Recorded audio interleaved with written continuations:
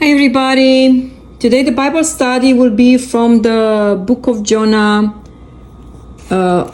all the way from the beginning, from the chapter 1, chapter 2, and to the end, chapter 3 and chapter 4, all the way to the end. After chapter 4 is like the last verse 11. We'll finish then. So here we go. First, who Jonah is, all right? So Jonah is a prophet. There's a prophet of the Lord, and it was a prophet during the reign of Jeroboam II in the 8th century BC. So he's a prophet. The prophet, they prophesy, right? So when God tells him to prophesy, since he is a prophet, he should say, okay, it's what I'm going to do. But so this story is starts. Let's get started. Jonah flees from the Lord. Okay, chapter 1. The word of the Lord came to Jonah, son of Amittai. So he's the here what God tells Jonah. Go to the great city of Nineveh and preach against it, because its wickedness has come up before me. So people of Nineveh were like so wicked that God could not stand it. We don't know what they did and what was, but it tells it they weren't right.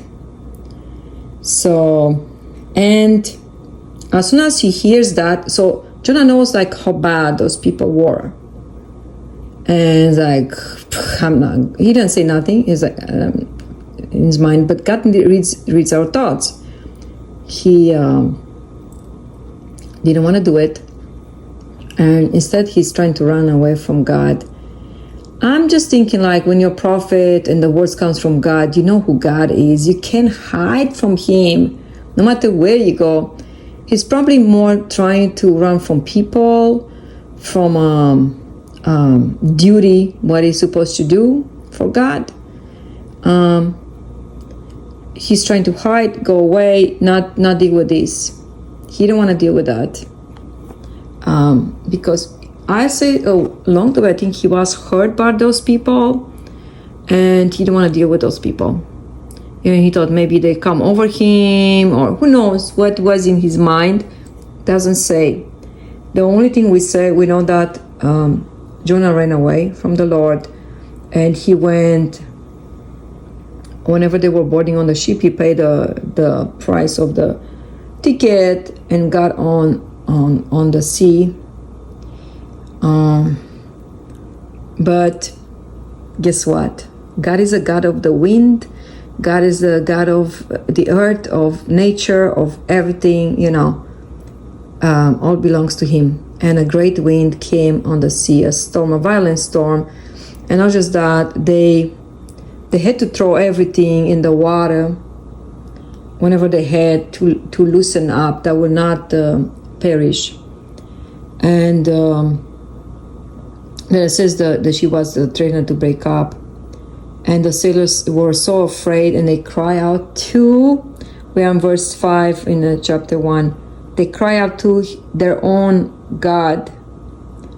All of the sailors were afraid, and each cried out to his own God. It's with lowercase God, which they were like, lots of them, they serve different gods than the God of Israel, okay? And nothing happened. Nothing happened. Then he threw the cargo into the sea to lighten up the ship. And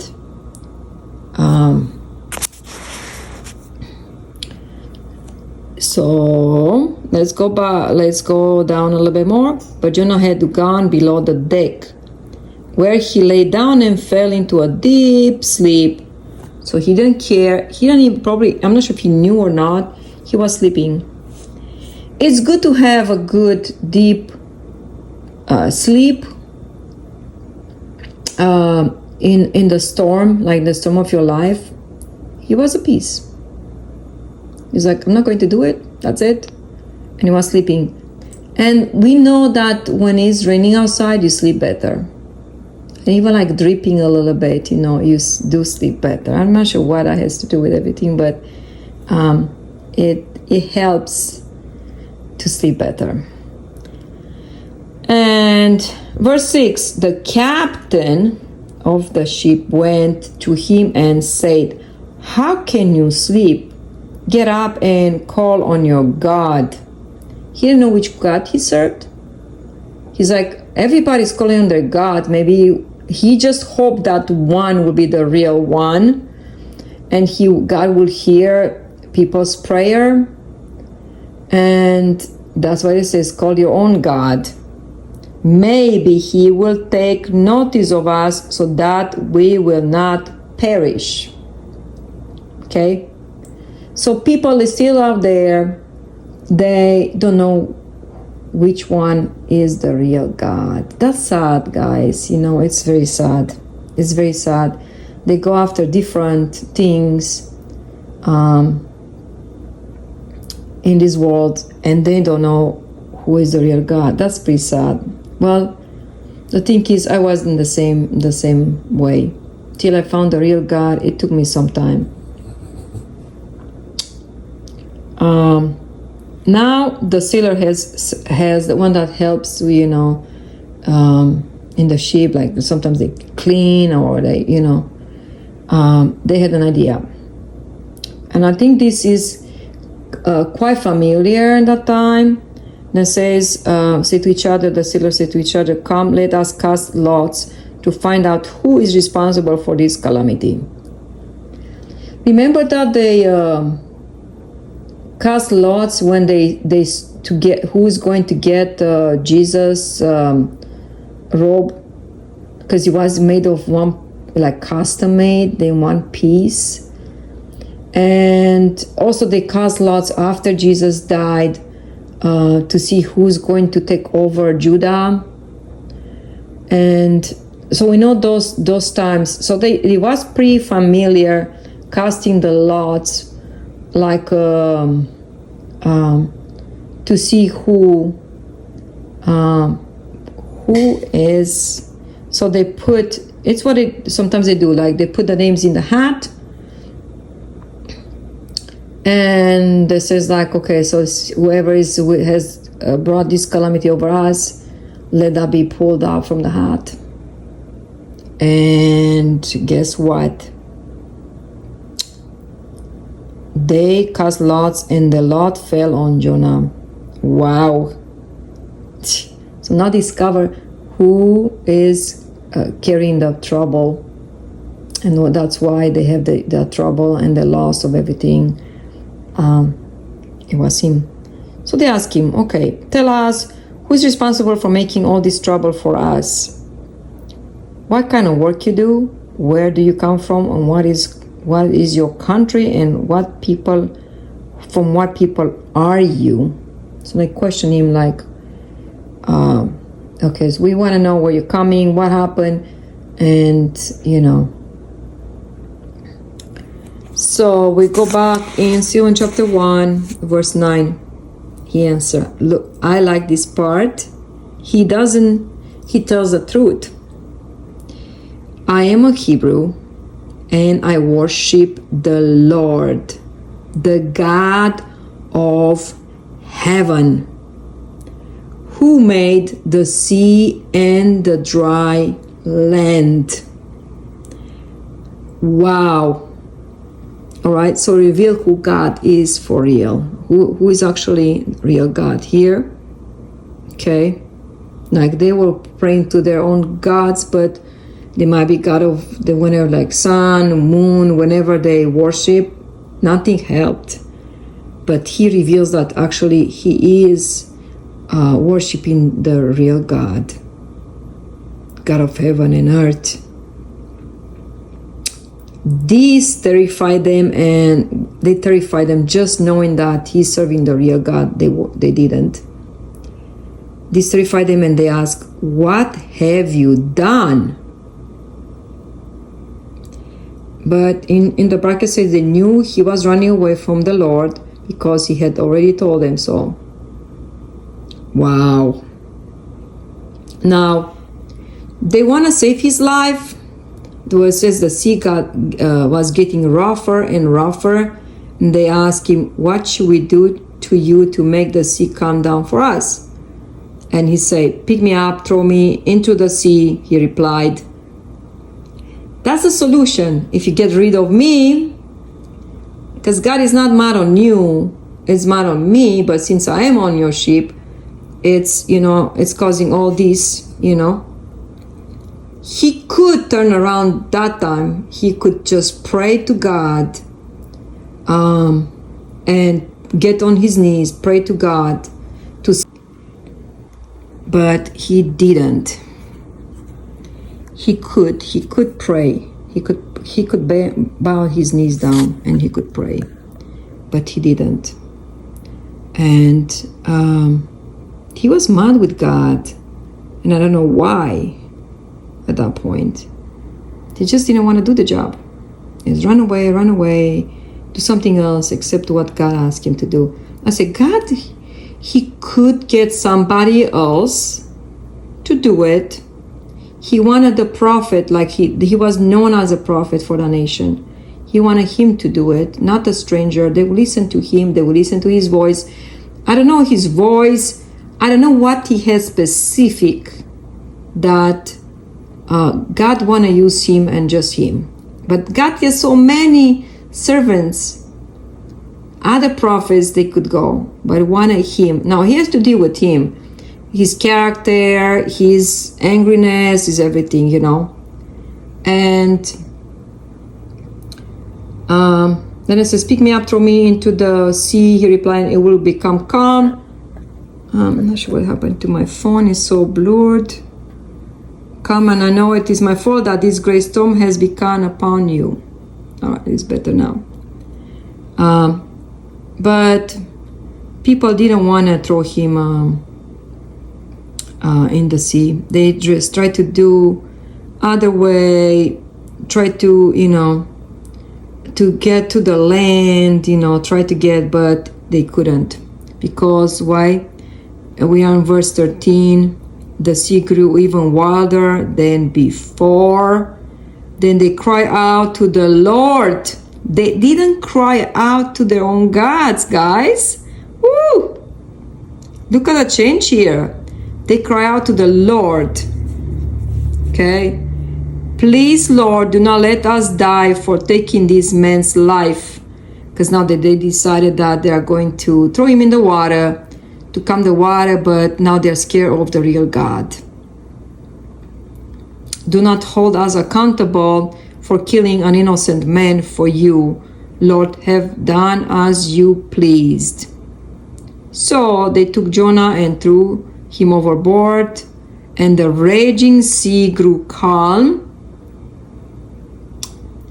Verse 16, and the men greatly feared the Lord, and they offered a sacrifice to the Lord and made vows to him. To whom him? To God of Abraham, Isaac, and Jacob. Okay? To the God of, I would say, God of Israel, to the Most High God, to the God who created the earth, the sea, and everything. Wow. They recognized who God was. They were scared. They offered sacrifice. They made vows to God. They know who God actually was, since as soon as that happened, the sea calmed down. Wow. All right, let's keep going. Jonah's prayer. Now the Lord provided a huge fish to swallow Jonah, and Jonah was in the belly of the fish 3 days and 3 nights. Oh, right here. And 3 nights.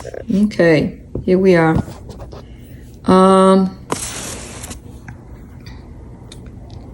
But he was in distress. After the third, it says like it just the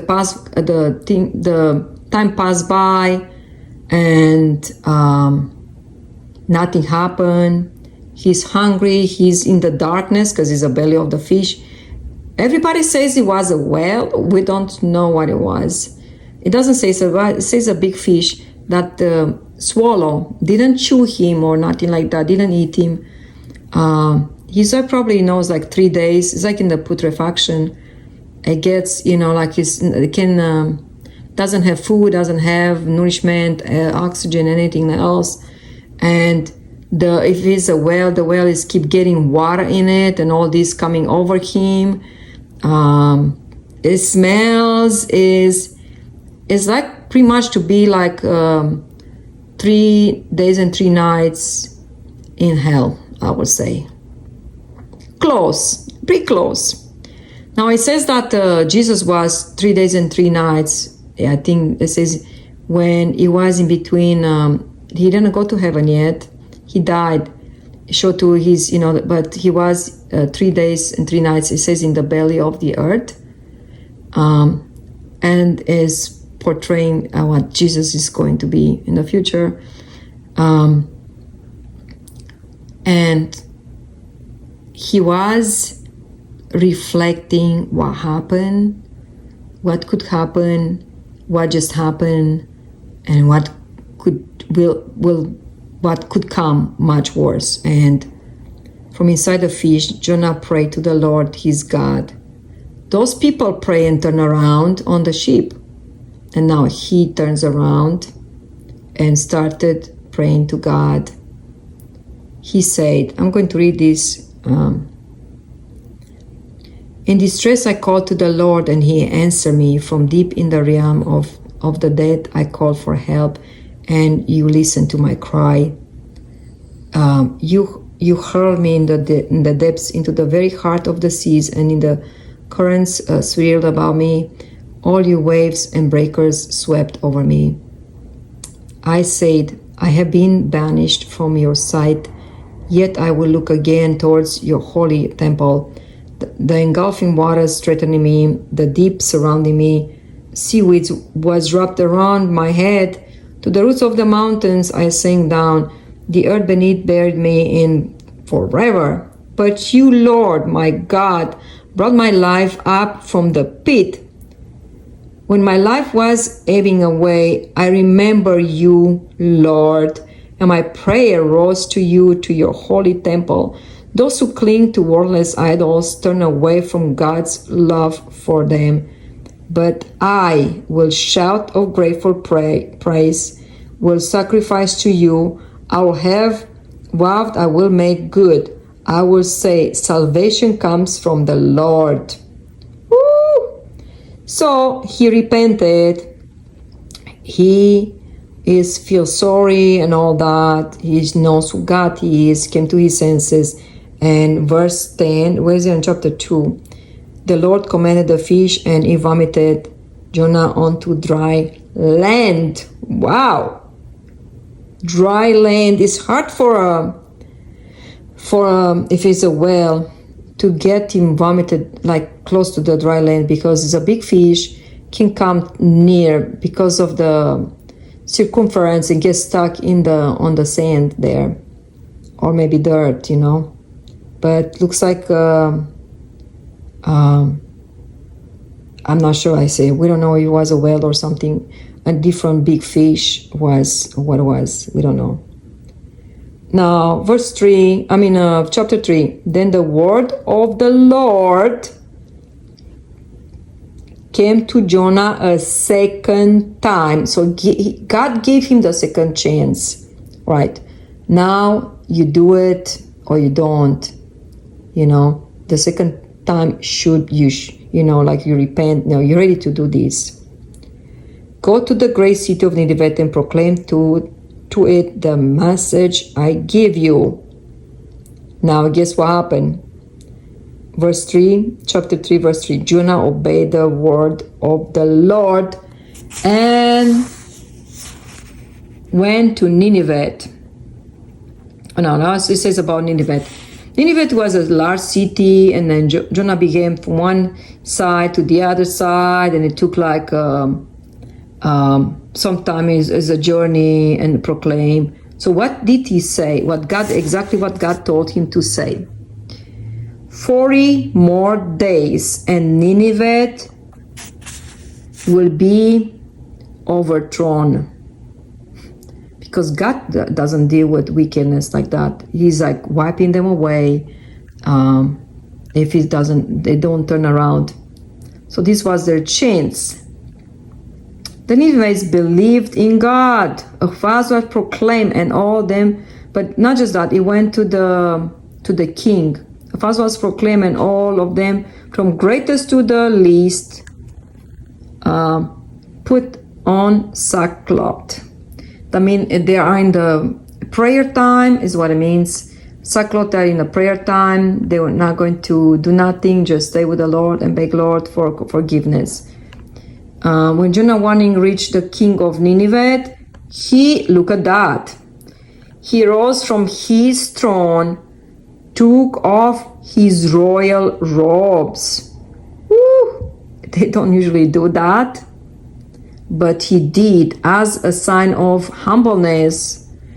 He rose from to cover himself with sackcloth, even the king himself, not just people, and sat down in the dust. This is a proclamation issue in Nineveh by the decree of the king and his nobles.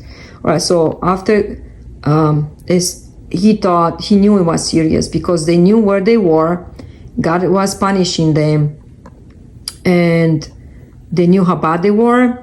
So king himself decreed this for everybody. Do not let people or animals, herds or flocks taste anything. Do not let them eat or drink. But let people and animals be covered with sackcloth. Let everyone call urgently on God. Let them give up their evil ways and their violence. So it was violence, and now we learn what it was there. It was violence and evil ways. And God didn't like it, and they want to terminate everything. Who knows, God may yet relent and with compassion turn from his fierce anger so that we will not perish.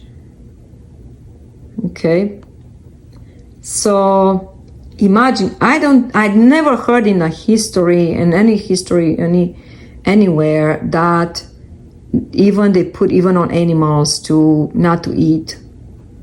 And what animal they did really, like people, children, from the small to young to old, and animals as well. I never heard in like animals to put them on fast. They didn't feed the animals either, and including with the king, everybody down. They make a decree, so they have to do it by the decree of the king. It's like a law. You got to obey it. Verse 10, we're in chapter 3.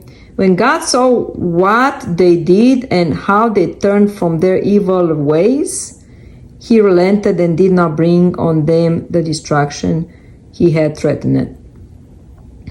Wow. That's our God, guys. God always look for the good of people, and if they repented, he did not want to bring no destruction to them, and they let them leave. Now the last chapter 4, Jonah's anger at the Lord's compassion. And so Jonah, but to Jonah this seemed very wrong that God, and he became angry. He seems to be very wrong. Like, okay, he got him out from what almost died in the belly fish, and he did what he's supposed to do as a prophet, exactly with the words of the Lord. But then when God they repented and God saved them, didn't want to do anything about it, they let them leave. Jonah got angry with God. Why God forgave them? They supposed all to perish in 40 days. He was waiting on that and nothing happened. And he was angry on God. Wow. Wow. But God is teaching him a lesson here. he's teaching him a very good lesson. And he prayed to the Lord, isn't this what I say, Lord, when I was still at home? That he didn't want to, when he was fleeing because of that, because he was saying that you're a good God and you're going to forgive them. Why should I go and tell them all this? Because you're going to forgive them anyway. Because God is what? You're gracious and compassionate God, slow to anger, abounding in love, and you will redeem from sending calamity. And now, Lord, take away my life, for it is better for me to die than to live. I'm not sure what is this. I think is more like related to shame. That look at the prophet, he said that, but nothing happened. Nothing what he say happened. And now he just is so angry, he just want to die. But the Lord replied, it is right for you to be angry. But Jonah just left again, the east of the city, found a shelter. And then God is dealing with his heart right now. Okay. So God let a big leafy plant, where in verse 6, chapter 4, to grow above his head when it was hot and it was good, above his head to ease his comfort. And Jonah was very happy about the plant. But a plant, we know what a plant is. If it's hot and all that doesn't have water and all that wither and dies. And exactly what happened here. But God made him purpose to teach him a lesson. But at dawn the next day, God provided a worm. So he says that who did it? God. And chewed the plant. And the sun rose, and then he has God provided a scorching east wind, and the sun blazed on Jonah's head, and he grew faint. He wanted to die and said, it would be better for me to die than to live. So he's saying the second time he want to die. Now, because of the sun comes on his head, the leaf died, and he is much angrier. Now, God is teaching lesson is to the end. But God said to Jonah, it is right for you to be angry about the plant? It is, he said. That was Jonah. I'm so angry, I wish I were dead. This is the third time he's saying. So he's claiming himself on him like the dead to come. But the Lord said, you have been concerned about this plant. For just one plant, one big leaf. Through you did nothing or make it grow. He didn't do nothing to make the plant grow, no water, nothing. They grew. It sprang up overnight and died over the night. And should I not have concern for the great city, because it says it was a big city of Nineveh, in which there are more than 120,000 people who cannot tell their right hand from their left, and also many animals. Because when God come with the destruction there, like will bring the, either fire or water or whatever, it wipes the animals as well. And so that means the city was blessed with so many animals. But so God taught Jonah a lesson about the plant, that he didn't do nothing to the plant. It grew and withered, but he put his heart into that plant. And why God, that all these people, that they grew and they repented to kill all of them, including the animals. And that is a God of mercy. He's a God of love. He has compassion on people, no matter what they did. He want to forgive them. And it's how God taught him a lesson.